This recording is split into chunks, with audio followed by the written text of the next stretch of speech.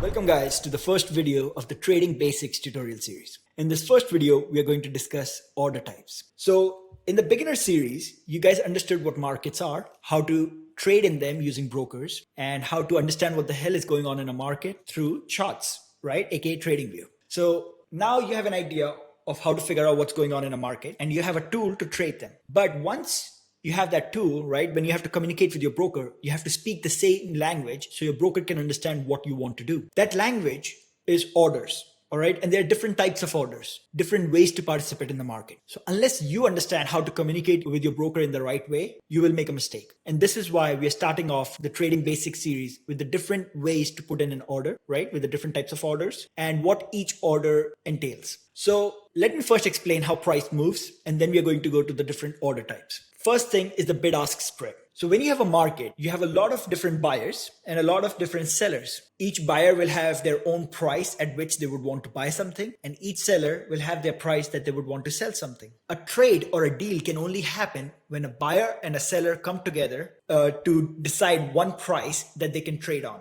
Right? That should be pretty obvious. Unless there is a decision of this buyer and seller to deal at a certain price, there can be no trade. So I will show you a matrix here with different prices. So this is the Microsoft stock. In the middle, what you have are the different prices. On the bid side, on the left side is the bids. Bids are the prices which the buyers are willing to pay. And then on the right-hand side are the prices which the sellers are willing to sell at. So for example, someone is willing to buy 1,528 shares of Microsoft at 105.63. That can be one person who has this entire order, or that can be multiple orders from multiple people. But 1,528 shares orders are here. Now you see a lot of different orders on different prices where people want to buy. Then you have a lot of different orders where people want to sell, again at different prices. In the middle, 105.67 is the highest price where people are willing to buy, and 105.68 is the lowest price where people are willing to sell. This highest price is called a bid price. The lowest price where a seller is willing to sell his stuff is called the ask price. The difference between the two is called the bid-ask spread. All right.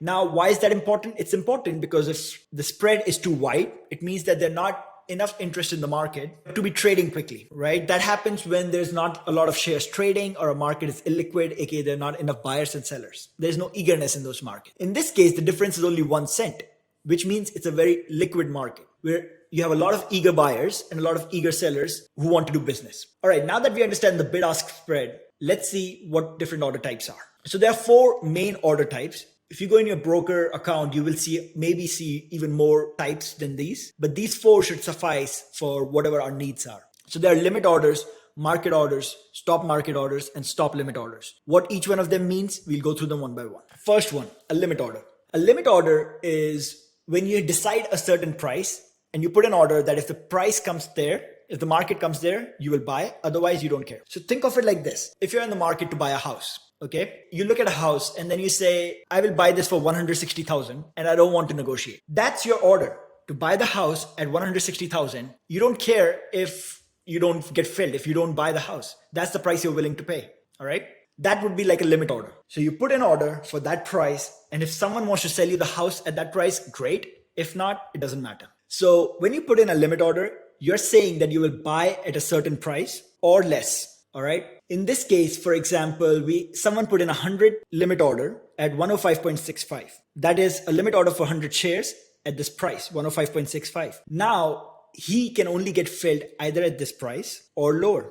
How would you get filled lower? Well, if you already have a limit order at a certain price, 105.65, then you cannot get filled lower. That will be it, right? If the market is above, now it comes lower, someone will sell you at this price. The time when you get filled at a better price than the limit you're putting is if there's already an eager seller in the market before. What does that mean? Let's say you come in this current market of Microsoft and you say, I will buy Microsoft shares at the limit price of 105.73, okay? You just came as a willing buyer. You said, I will buy it at 105.73 or lower. Now the market is already below that price. So what will happen is your order will get filled in right away at 105.68. So you see how you executed the order at a better price than what you were expecting? That's what limit order is. A limit order will execute at the price you put in or at a better price, never a worse price. Sometimes what will happen is, let's say you put in a limit order, but the market will never come and hit that order and you will miss the trade. You should be willing to accept that, okay? Limit orders don't have to execute right away. You have to know that. So in this case, let's say someone put a limit order at 105.65. The market never comes lower. It just goes higher from here, 105.67, and then just runs up, okay? In that case, your limit order will not get filled and you will not trade. I hope that distinction is clear, because this is what separates limit orders from market orders, which we will discuss next. In short, limit orders are abbreviated as LMT. Next one is a market order. A market order, a person comes in to execute to trade at the market. He's like, I don't care about what the price I want. I want this thing right now, and I will buy it at whatever the market is selling at. So if someone comes and executes a market order in this Microsoft matrix, if they want to buy and they say, I want to buy at market price right now, their order will get filled right away at 105.68, as long as their order is less than 1,000. You see, 1,000 shares are available at 105.68. If someone comes and says, I will buy 500 at the market right now, then their order will get filled at this 105.68 price. If they say, I want to buy 500 at 105.66, then they will have to put a limit order, which has a risk of not getting filled. That distinction is important, all right? So a market order, if you're trying to buy, it will get filled right away at the lowest ask price. If you're in the market to sell, if you put a market order to sell, it will get filled immediately at the highest bid price. If someone comes and I say, I will sell 1,000 Microsoft shares right now at the market, okay? Where will it get filled? It will get filled at 105.67 because there are enough bids at this price. Obviously, one should only use market orders if the market is liquid. If the market is not liquid, let's say the highest bid was 105 and the highest offer was 110. In that case, if you come and sell right away at the market, then you will get filled at 105, which is a lot lower than maybe you wanted to sell at, all right? You only want to use market orders when the bid-ask spread is not too big. So these are the two kinds of orders that you will use most often, all right? At the same time, when you put in your first order, you're going to be scared. So what I would suggest is when you put in your first order, you want to do it on a demo account. Each broker has this demo account option where you're trading with fake money. And that's something you should use in order to get familiar with your demo account, with your broker, how things work with the different kinds of orders. So you want to familiarize yourself before you risk real money. And once you're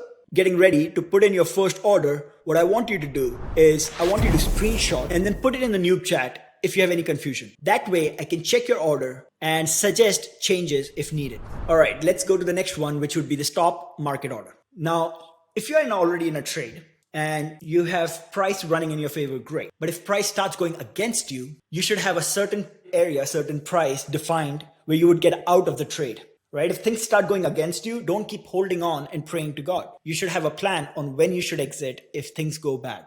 So the way you do that is using stop market order. What does stop market order means? It means that you define a price. If the market comes to that, the broker will send a market order to take you out of your position right away. So let's say in this case, you are long Microsoft. You have some shares of Microsoft. And if the market starts going down and comes to this 105.6 price, you want yourself to get out of those shares. You want to sell your position, sell those shares of Microsoft and be out of the market. So the way you would do that is you would put a stop market order at 105.60. So once the market comes lower and hits this price, your broker will send a market order in order to sell your Microsoft shares at this price right away, immediately, whatever the market is at that point. Now, the risk in this is sometimes, maybe based on news, maybe after overnight action, the market will open with a gap, okay? So today at close, maybe Microsoft is trading at 105.67. But tomorrow, maybe in the morning, Microsoft had some bad news. The stock opens at 103.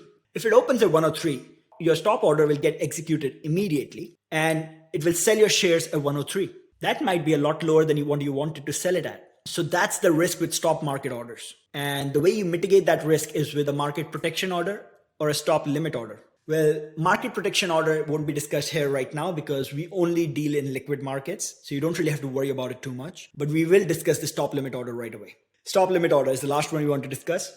In the last example, once the stop price was hit, okay, market starts going against you. You say, if it hits 105.6, I want to get out of this market immediately. So once the stop price is hit, your broker sends a market order to get you out of your position immediately. A stop limit order says, once my stop price is hit, your broker will put in a limit order to get you out of your position. So let's say the market comes down 105.6, okay? you put in a stop limit order for 105.61. So as soon as the market comes down to 105.6, you have decided you will sell your shares at this price, 105.61. Why would you want to do that? Some people want to get that one extra cent. I personally prefer stop market orders, okay?